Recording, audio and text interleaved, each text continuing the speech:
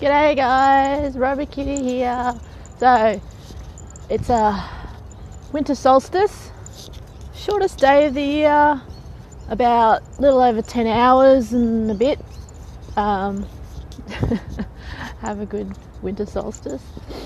Now, I want to talk about feelings and actions. Feelings for everybody are valid, and you express your feelings, which is good. Everyone has feelings. It's something that's pretty universal. Everybody has feelings. Morning, Luke. What the problem is usually is that a lot of people have and express their feelings, but they also let their feelings get in the way of actually doing things, like actioning things. I mean, I don't feel like getting up when it's really like 6 degrees in the morning, but I do it anyway. There's plenty of things that you don't feel like doing in life, but you do it anyway. And that's the, I guess, the negative feeling, that you just want to do things that are easy for you. It's much easier for you to hit the snooze button. It's much easier for you to just lie there and let things overwhelm you. One of the things that can help stop the overwhelm is actually sort of getting up and doing stuff. Reset your brain into actually not dwelling and letting the overwhelm take over your day, I would say. And if you let it take over that moment, it turns into the day, which turns into the week, which turns into a month. Yep. Definitely getting up and walking in winter. Definitely love it. You just don't feel like doing a lot of things, but then you go, you know what? It's the same thing as when people get up and go to the gym and they don't feel like doing it. Once they get there, it's like, well, I'm here anyway, may as well go for it. It's just one of those things.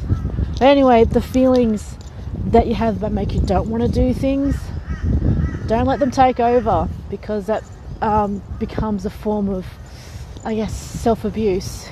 You let it turn over in your head, and you get into that spiral, you spiral out of control. But here's a good thing, is that you can stop that, or you can alter that behavior, because when you give in to that feeling and let it take over, it becomes a habit, or it can become a habit. Now, I'm not into breaking habits or getting rid of habits. I'm into creating new habits, because that might take, I guess, it might be hard, it might feel hard, but know that if you continually do that little bit every day, that you will change that habit. Like I said, I walk through South Bank every morning, pretty much every morning. Some days I don't, I'll admit that. And it started off with once a week. I thought, hey, look, I'll get off early off the bus, I'll walk through once a week, do that.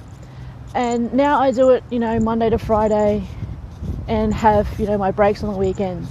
That's incorporating things into my life. It was hard at first, but initially I was like, you know what, now I feel a little out of sorts when I don't do it. And there's some times when I have a day or two where I don't do it during the week, and I think, you know what, I'll make up for that, and I'll get out of my office a little bit more, take a few more breaks, and walk around the city, walk to the botanical gardens, enjoy the sunshine, take a break from work. And it's stopping that feeling, it's changing that habit that stops you from doing something that will, in the long run, make you feel better, enhance your life, and just enjoy yourself. So definitely not separate the feelings from the actions, but recognize those feelings, they're there. Okay, what are the situations that keep having those feelings being brought up? What am I doing to contribute to that feeling keep coming up? What can I change? What small thing can I do? And it might just be, and I notice I said do, it might just be, you know what, I'm thinking on that for too much.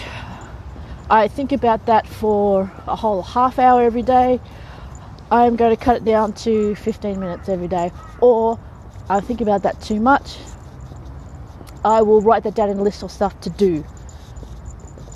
You could write a whole list, like, you know, get up in the morning, you think, oh God, overwhelmed, there's so many things to do. Get up, get a pen, write down all the things that are on your mind that you have to do that get you overwhelmed, and write it down. You don't have to do everything in the list, but at least it's out of your head and it's not going around and around and around, and you're not spiraling out of control. And then when you have that list, you can work on and say, okay, so what can I do today? What small thing can I do today that's easily achievable? Don't set yourself up for failure. I know we do that a lot because life happens, things get interrupted and all that jazz. But make sure that you take care of yourself, recognize those feelings, and they are valid. Like, trust me, they are valid. And the feelings that you have that stop you from doing what you need to achieve, and then work out what actions you need to take and take those actions. Don't dwell too much on the feelings, even though they are valid. You got to work out whether it's stopping you from getting where you want to do, where you want to be in life, and what you want to do. Okay, so feelings and actions. Feelings are awesome. They're there for a reason, and you got to work out that reason, and then figure out what actions you need to take to either enhance that feeling or to get rid of the feelings that you don't want to have. Make it a habit, and it's not going to be easy. Like I say, it's simple to say, but it's not always easy. But once you do it and you make it a new habit, it becomes a lot easier. Okay? Anyways, shortest day, winter solstice. Everyone have a good time. Doing more renos at my house, which is awesome. Again, the whole, I don't want to go and do stuff sort of thing, but I think I'm going to actually do stuff this afternoon, whether it's actually go out and buy something to help me with the renovations or not. Yeah. And I'll work things out with budgeting and everything. So anyway, take care you guys, love yous.